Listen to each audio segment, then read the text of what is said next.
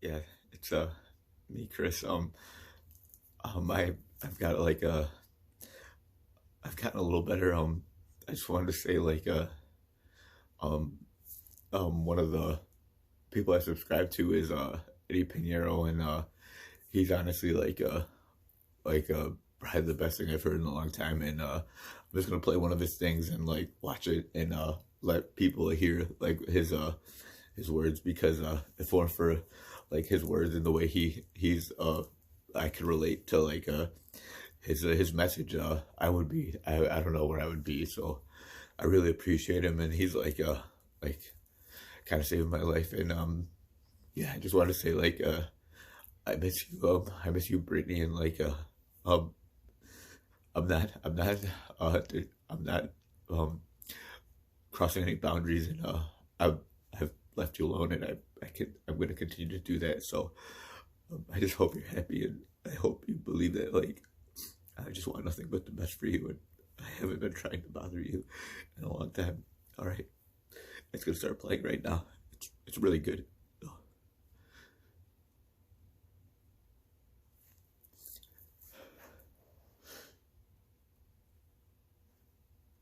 Cover.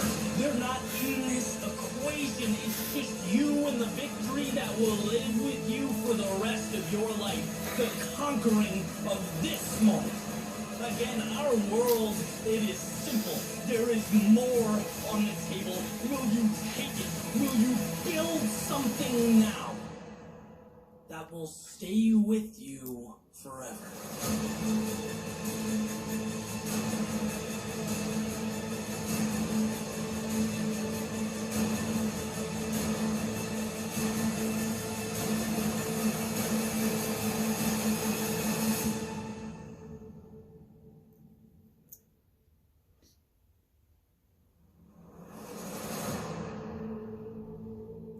It's your world within. That's what it's about.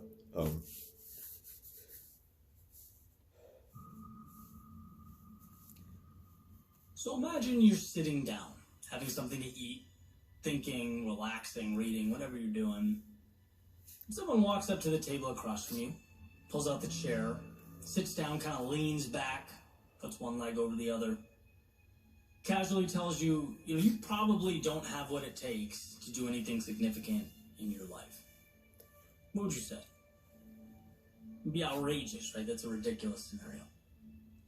Well, let's say that the next day you get up, you go to walk, run, work out, and he shows up again. Starts running next to you, casually reminding you that the odds of you changing, doing anything for the better, are slim to none. That this is kind of a waste of time for you. You brush it off, you go to work, and guess who? Right? He passes by your desk, leaves a little note saying, that your bosses, your higher-ups, they're cut from a different cloth. They just see things in a way you can't.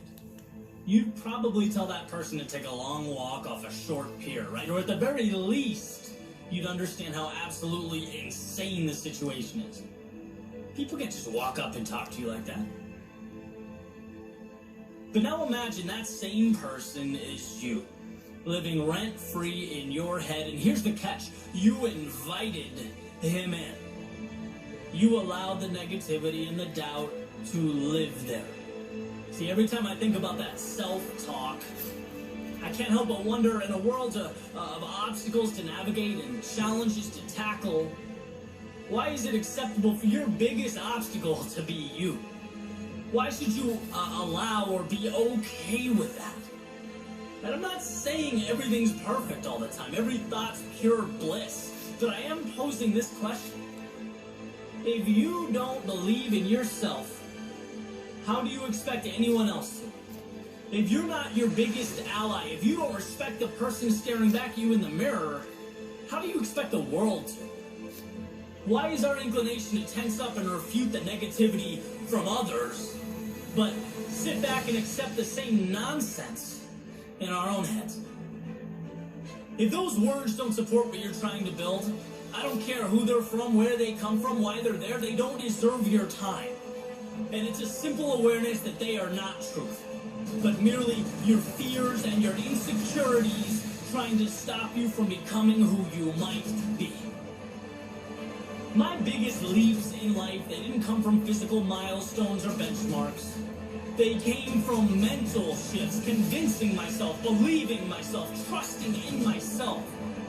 When the road is untraveled, when the story is untold, the positive and the negative are both make-believe. They are both fairy tales, they're options, they're theories, and guess what? You get to choose which option, which one will be yours. My favorite quote is, "You are always stronger than you think you are." Not so much because it reiterates how high the bar is, but because it reminds me how low we often set it for ourselves when we're not paying attention, how loud that negative voice can be. You know, when I was unemployed, I was writing, I was running out of money, my life changed because I stopped seeing myself as some lost, jobless mess, and I started seeing myself as one of the greats with a hell of a road to travel. See, people always follow through on who they believe themselves to be.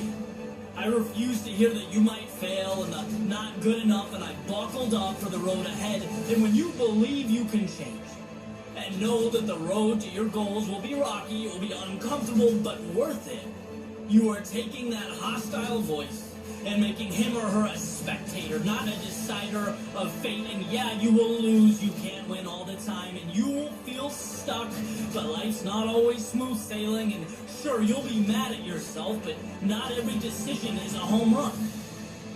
But these situations are the byproduct of a journey, and here is my point. Self-belief is being able to differentiate your situation and pointless negative talk about the situation. It's about remembering that you are the gatekeeper of your own mind. When you believe in you, it places your faith, your strength, and your determination in the driver's seat. It makes everything else trivial, meaningless. It makes it an option that you are simply not going to choose.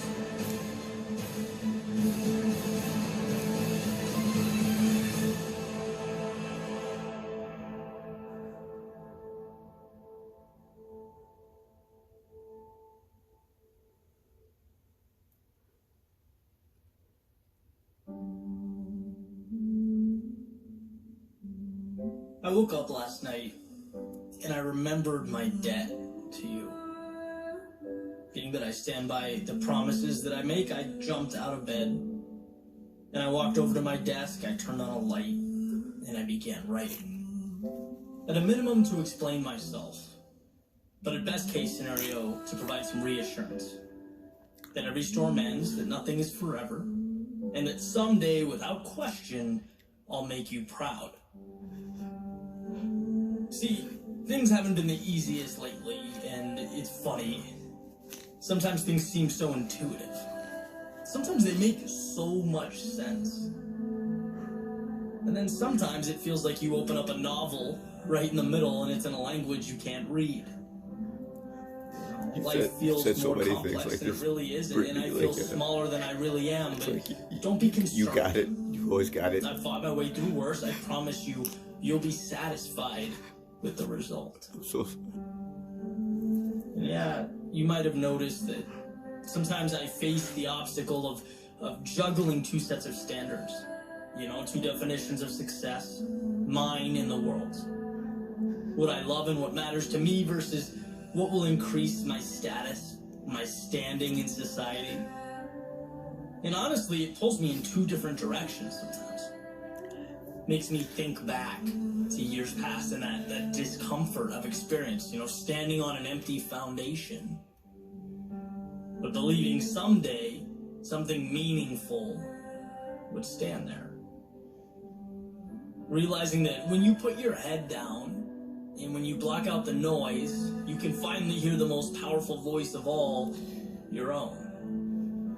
That's why you take L's in the short term, to acquire meaning in the long term. I've found that courage before, and I'll find it again any second now. Don't you worry. And be a boss and take a loss. You know, you might have seen that every once in a while I forget about life's abundance. I mean, I just do. I know it's true, but it feels sometimes like the world pushes me to forget. You know, I start comparing myself to other people. I start thinking about what I could lose what people might say, about what could go wrong. And it's like, sure, I know I'm the gatekeeper to my own mind. I understand that. In fact, I cherish the idea. But I guess sometimes doubt catches that gatekeeper napping and slips through. I always catch him eventually, though. I've had doubts before, and really all I did was keep moving by them. Kind of like that time I went snorkeling in Key Largo here to make your way through this jellyfish field to see an underwater statue. My first thought was, this is crazy. But then you move in and you realize they just exist. They don't have control or an agenda. And if you find the courage, they become meaningless. You can float right by them. So don't worry, I'll swim through and you'll see me on the other end. And I will catch that view. Not for Facebook or for Instagram. Because in a way I owe it to myself and I owe it to you. I didn't make these promises to run when things got challenging. I made them because they meant something. And yeah, from the outside in, things are not perfect. I get that. I understand. But if you just hang tight, if you just remember that I've been there before. I've climbed out. I've come back. In fact, the deeper the valley and the darker the night, the clearer the answer always becomes when I emerge. And it may be a journey, but however long it takes, I've gotten there. And I have to admit, yeah, it feels funny writing a letter to myself, but I need you now more than ever. You've always been my toughest critic, and I appreciate that, but now I need you to be my biggest fan. To remind me that life can be confusing and seemingly contradictory, uncertain, and even chaotic. But that doesn't mean I'm not right where I need to be, right where we need to be. And if you'll just believe in me, if you'll hop along for this ride, you'll see that as sure as I'm sitting here writing to you now, I will make you proud.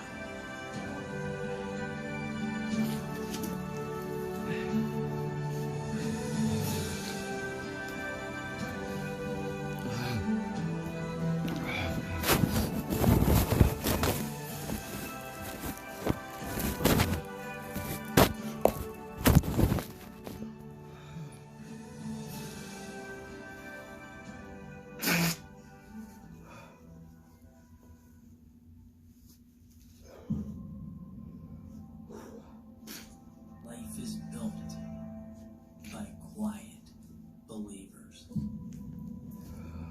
Those who see what is not and transform all that is. Who poke holes in truth and embrace the absurd. The ones who dream wide awake and cherish every moment.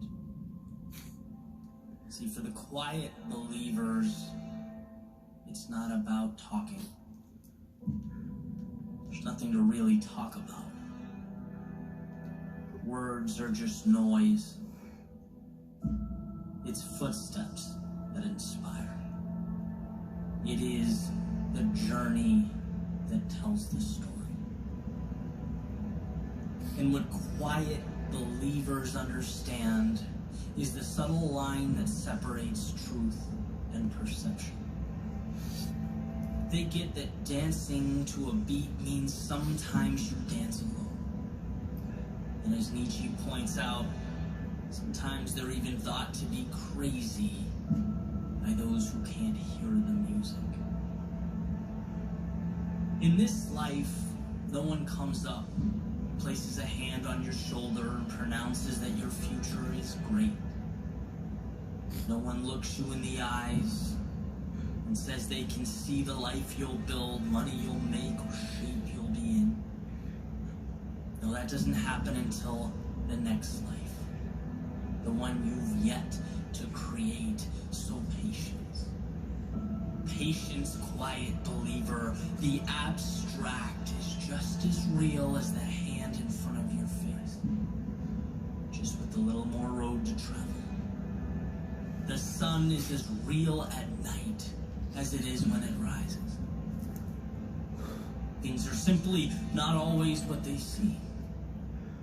The impossible, the unimaginable, they're stories that need to be transcribed from one's mind to the paper in front of them. They need a delivery mechanism, and quiet believers, they quietly scream with a megaphone so loud the world can't help but listen, because ready or not, it will be shaped and reshaped again. Every moment is a new beginning.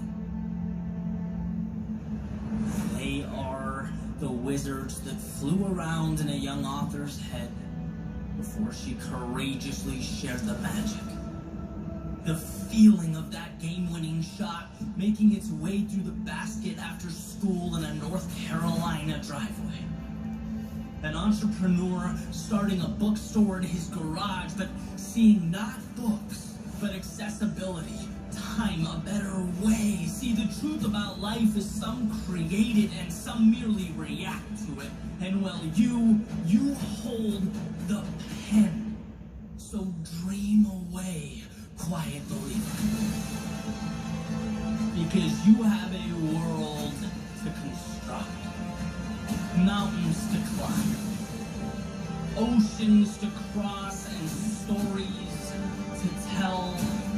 Quiet believer, today is yours. And those changes, they'll propel you. The naysayers will inspire you. The stars, they will guide you. Shining bright is a reminder that you are made of the very elements lighting your path. You are an architect.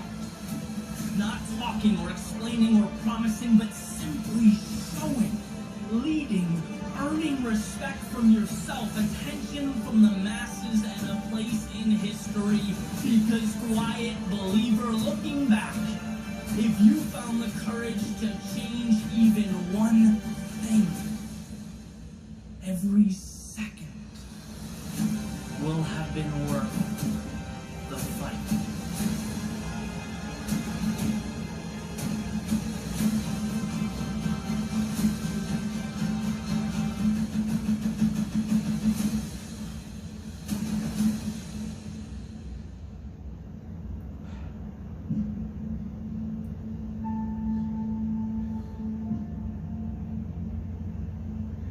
Your world with it.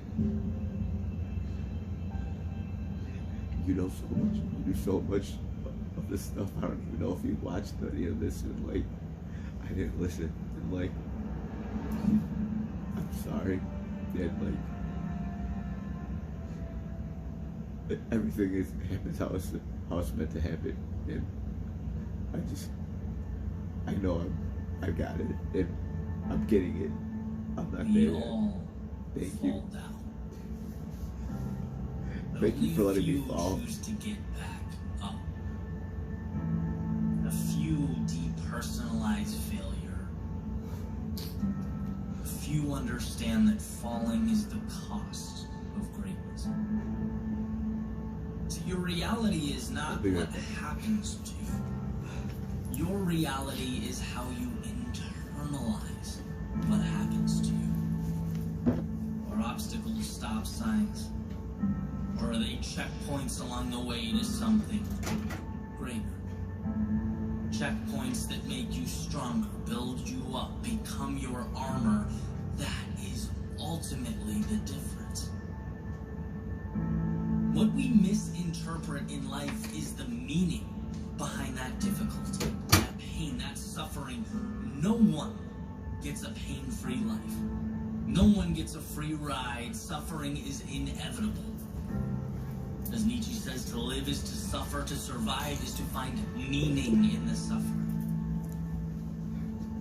And what's changed my life, and I don't mean here and there, I mean truly transformed the course and trajectory of what's possible, is simply redefining that which is difficult. I grew up watching the Kobes and the Bradys of the world. I remember thinking, how do these guys get better when things get difficult? I mean, as a kid, I can feel the pressure watching from the couch, but they somehow elevate themselves when the odds are stacked against them. Same exact situation that causes most to doubt, to run, to lose their self-belief. What they see that eludes most is that in every pressing moment, there's opportunity. Every loss has something to gain. In every failure, there is victory. Everyone has the same rule. It's just that some people only see what is right in front of them. Others learn to read between the lines and create outcomes that have not yet arrived. When things are hard or challenging or uncertain, it's not that you should keep going. It's that you must keep going. Everything good, everything rewarding, worth having is on the other side of that struggle. Everything meaningful is built from the days you felt like there was no possible way to move on, but did anyway. That is the core of greatness. Carrying forward when it would have been easier not to. When you feel the hurt, the emotional turmoil, and I get it, we all do, but beyond that feeling, what are you willing to see? Beyond the ashes, what are you willing to build? What are you willing to do with those pieces? Because it can be nothing or it can be everything. It all depends on how you choose to step back and look at the world. Your perspective becomes the roadmap for your reality. So understand that feeling down or lost is normal, but staying down is a choice. There are no problems. There are stepping stones. The very situations that make you who you are. The little decisions that over time equip you to step up when it matters most. When the pressure's on, the odds are against you, the rest of the world says no. No matter how hard it gets, there is an answer. Rise above the emotion, the chaos, the present moment, and see the big picture. Not only will you survive, you will be better because of this. Because you kept moving forward when it wasn't easy. No matter how hard life got, you never lost sight of the opportunity. And that made all the difference. Thank you for not keeping me like up when I was so down. I would have, if it was up to me, I would have ended my life already. And Brittany, you made me think, you made me believe there's more. And like, we had a falling out that I still don't understand, but like, it gave me time. Why is it that the average person seeks out the advice of what feels like a million people before consulting himself?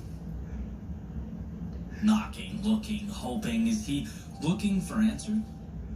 Or looking for permission to be who he already knows he is? Is he looking for insight or just validation that his reflection is in fact okay?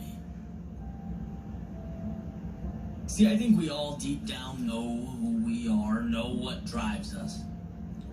And even if we don't know exactly what the destination looks like, our hearts know the direction best suited to begin the pursuit.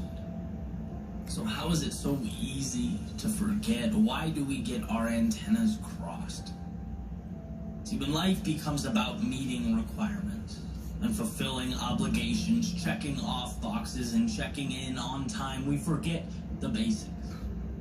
We forget to live for ourselves.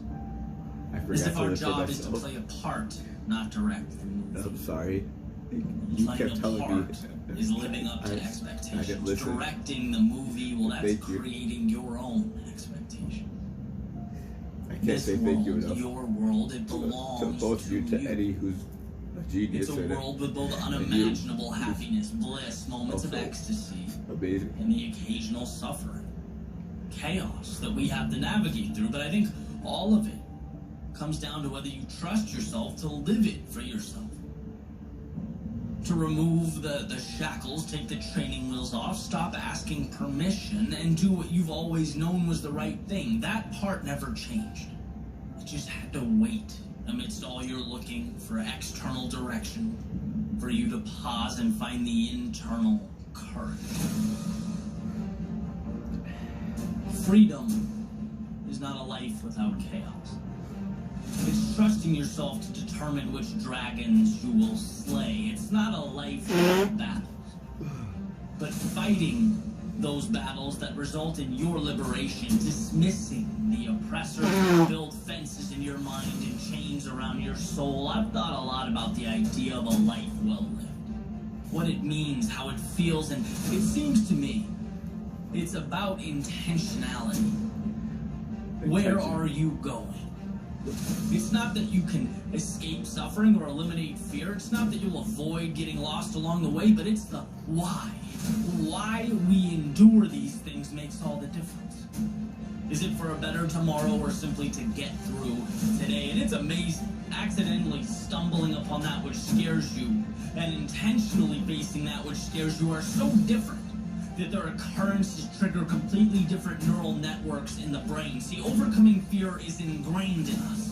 We want to grow. We want to evolve. We need more. The question is whether you will step out of the line that someone else made for you and live a life that is your own. And if it's crazy, great. Let it be crazy. If it's unique, perfect. Stand out. And if it scares you, my God, if it scares you, don't turn back. Don't you dare turn back. Give yourself the most important permission one can give, the permission to follow your intuition and your curiosity into tomorrow. Let the stakes be higher, but the rewards be meaningful. Let the chaos be your own to tame and to master. Every twist, every turn becomes not only a part of you, but a chapter in the story of your becoming. And as the seed you've held in your hand for so long finally meets the earth and grows so high that it connects you to the heavens, remember that this is your life. It's your obligation to live it fully.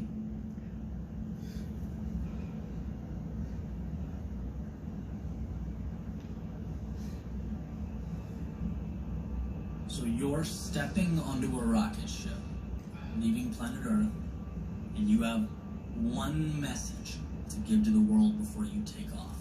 What is it? For me, it's an easy one.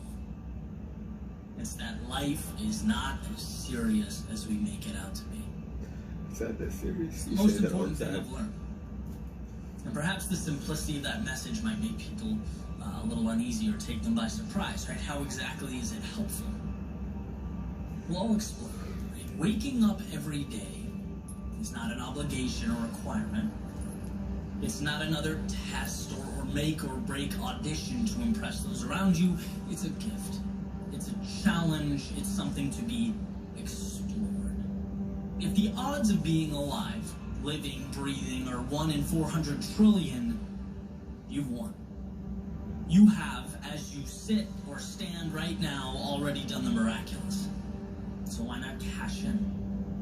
Why not live, push boundaries? To live scared, to play safe or do nothing with your life is like winning the lottery and keeping that bag full of cash under your bed for the rest of your life because you're scared of what could happen to it. Right? It defeats the purpose entirely. And I'm not exaggerating, this mentality has changed my life. If I lose, who cares? If people laugh, who cares? If I have to swallow my pride and be broke for a few years, who cares? If I'm the unsure one, the one who doesn't know what the immediate future looks like, fine, who cares? I'll take the upside. I'll take the fun, the hard work, and the adventure. I talk about this all the time. I'll never forget walking into this bar with my friends 6 years ago now. I just left my job. And I remember I'm talking to this girl at the bar. Story time here. And she asks me what I do for a living. Right? Because of course she does. And, you know, I tell her I just left my job. I got this really cool idea for a YouTube channel. I think it's going to be incredible. And I'll never forget how fast that convo shut down. I blink and she walked away. And I thought, you know what? This is perfect. I'm going to remember this probably for the rest of my life. Why? Because it's a symbol. It's a sign that the immediate is what stops us from the best things down the road. Leaving my job, as hard as that maybe 1 or 2 year stretch was the best thing I've ever done.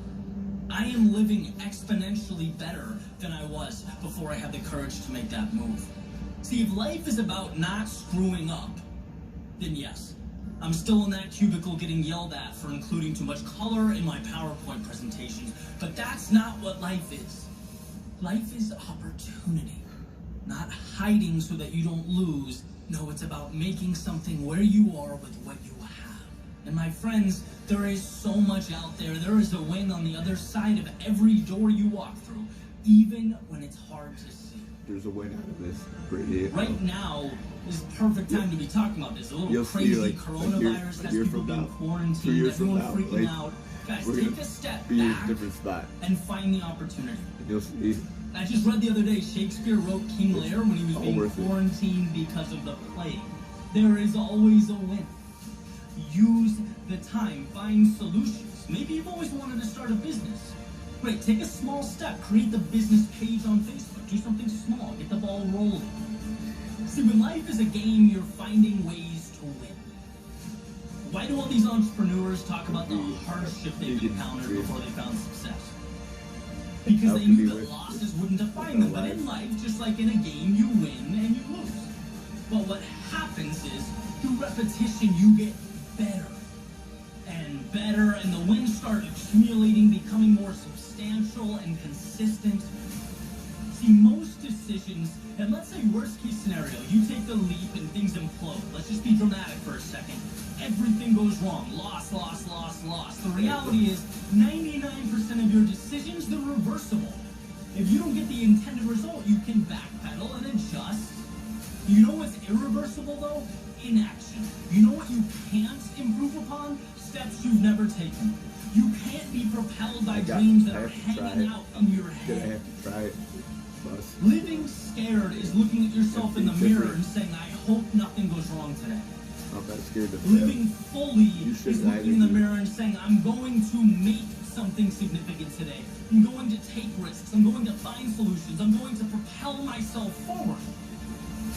So that, as I make my way onto this rocket ship, would be my message. Stop playing to avoid losing and start playing to win. Life is not serious. It's not a standardized test.